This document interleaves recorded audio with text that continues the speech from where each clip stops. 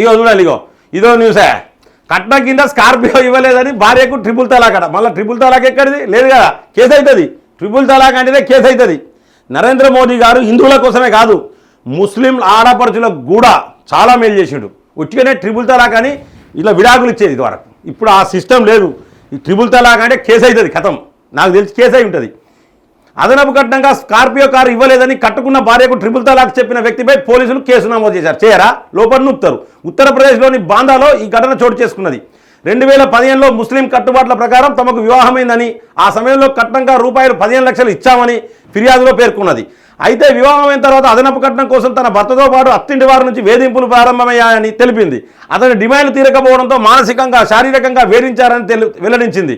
రెండో పెళ్లి చేసుకుంటానని బెదిరించాడని పేర్కొంది. బెదిరించడానికి చాలా మంది ఈ పని అయితే ఎత్తారు. జైల్లో నూకుతూనే ఉండాలి, తప్పే లేదు.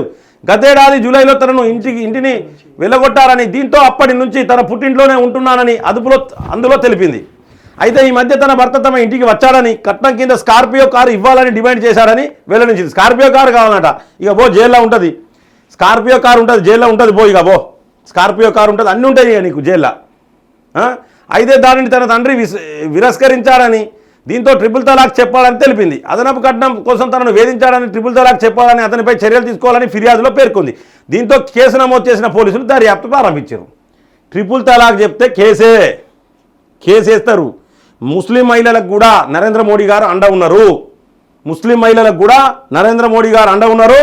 మీరు ఎవరు భయపడాల్సిన అవసరం లేదు. మంచిగా ఉండేటోళ్ళు ఇక్కడ మంచిగా ఉండొచ్చు. మనకు నరేంద్ర మోడీ, మాకు భారతీయ జనతా పార్టీకి కావచ్చు, దేనికైనా ముస్లిం అంటే కోపం కాదు. ఎక్కంచెలో బంగ్లాదేశ్ నుంచి వెళ్ళి, ఎక్కంచెలో పాకిస్తాన్ నుంచి వెళ్ళి వచ్చి, వానికి ఆధార్ కార్డు ఉండదు, పాస్పోర్ట్ ఉండదు. ఆధార్ కార్డు దొంగదారిని వచ్చి దొంగ పనులు చేసేటోళ్ళు అంటేనే నరేంద్ర మోడీ గారికి కావచ్చు, భారతీయ జనతా పార్టీకి కావచ్చు, మన సైన్యానికి కావచ్చు. అప్పుడు మండుతుంది.